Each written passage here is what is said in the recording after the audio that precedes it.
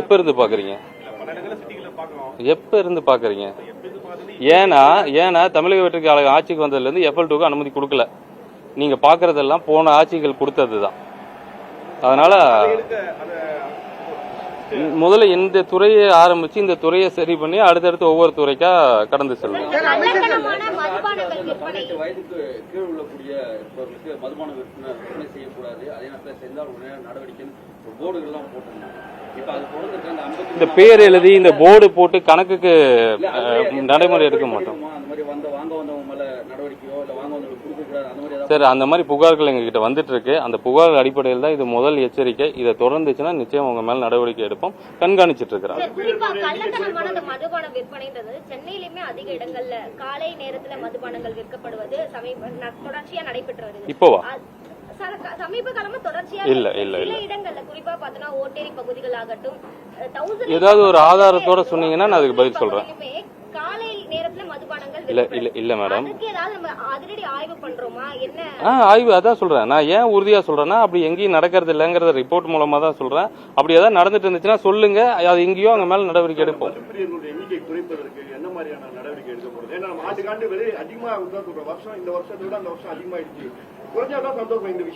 எனக்கும் குறைஞ்சாதான் சந்தோஷம் சார். அதுதான் சார், இது நான் எல்லா பக்கம் பல தடவை சொல்லிட்டேன். மீண்டும் சொல்லணும்னா இந்த 45-50 வயசு 40 வயசு இருக்கிற மது பழக்கம் உள்ளவங்களை பள்ளி குழந்தைகள் மாதிரி உடனே வா உன்னை திருத்த போறேன்னா அவங்க அவ்வளவு சீக்கிரம் வரமாட்டேங்கிறாங்க.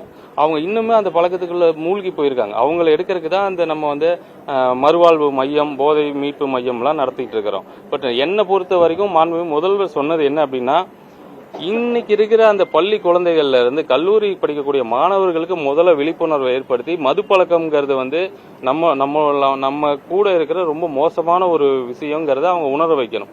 அது சமுதாயத்தில் எல்லாரும் பண்றாங்க, நம்மளும் பண்றோங்கிற அந்த பொது புத்தியிலிருந்து விலகி அந்த பழக்கம் நம்மளுடைய வாழ்க்கையை கண்டிப்பா சீரழிக்கும். அதனால நம்ம நாட்டுக்கும் பெரிய சீரழிவுங்கிறத மாணவர்கள் மத்தியில அதிகமான பரப்புரை செய்ய போறோம்.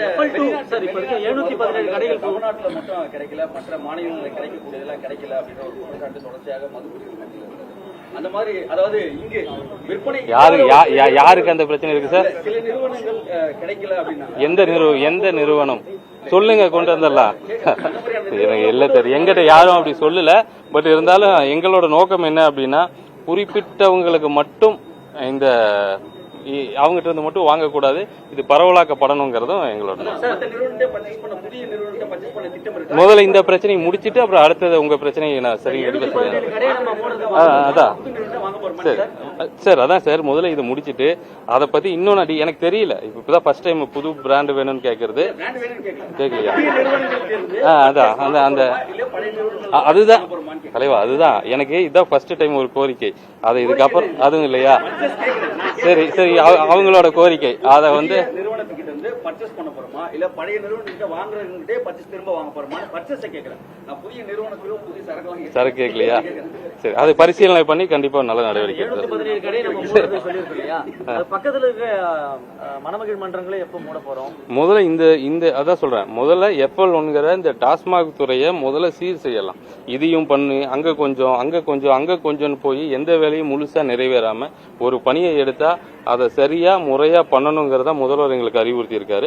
அந்த பணியை முறையா செய்ய போறோம். செஞ்சு முடிச்சதுக்கு அப்புறம் நிச்சயம் இந்த துறையில இருக்கிற எந்தெந்த பிரச்சனை இருக்கோ அதெல்லாம் சரியாகும். நான் திருப்பி சொன்ன மாதிரிதான், கட்சி நிதி எப்படி அரசுக்கு வருமானமா வந்துச்சோ அந்த மாதிரி நுகர்வோர்களோட பணத்தையும் யாரும் எடுக்கக்கூடாதுங்கிறத எங்க நோக்கம். நன்றி.